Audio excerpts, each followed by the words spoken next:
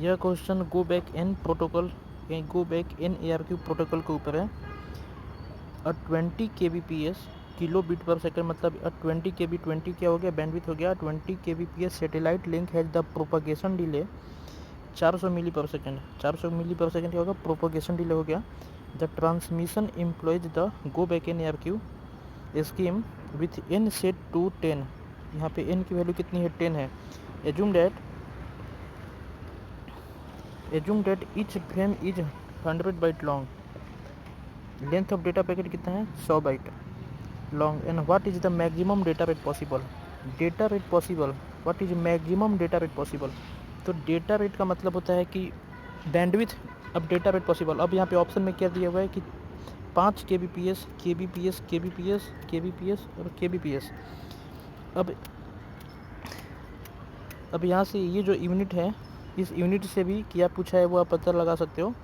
अब यहाँ पे जो 20 kbps था, तो ये क्या हो गया, bandwidth.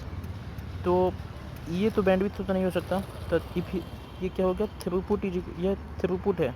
Throughput is equal to efficiency into bandwidth. तो आपको ये वाला फार्मूला यूज करना है।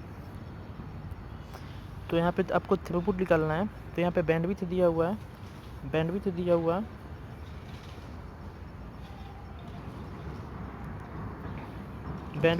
है प्रोपागेशन टाइम दिया हुआ है, गो बैक एन में एन है, उसके बाद length of data packet 100 byte है।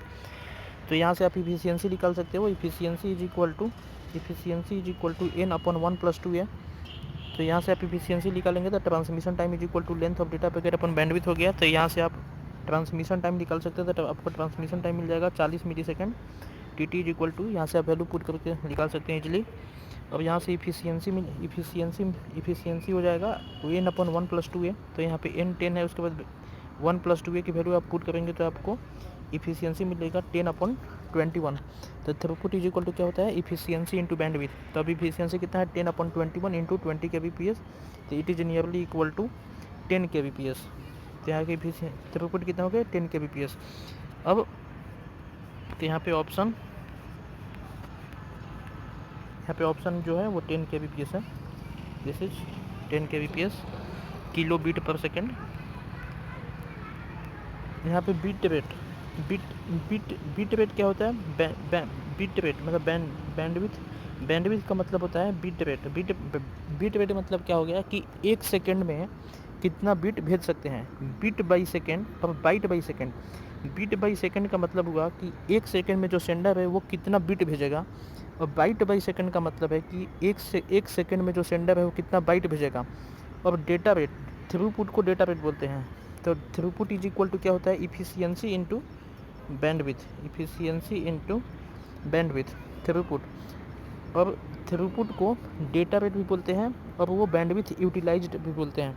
बैंडविड्थ यूटिलाइज का मतलब होता है कि जो एक्चुअल जो बैंडविड्थ होती है वो टोटल यूटिलाइजेशन नहीं होती, उसका इफिशियंसी निकाल के उसको बैंडविड्थ से मल्टीप्लाई करते हैं। तो ये हो गया थ्रूपुट।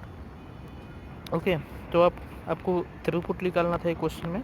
तो थ्रूपुट का फार्मूला आप इफिशियंसी इंटू बैंडविड्थ।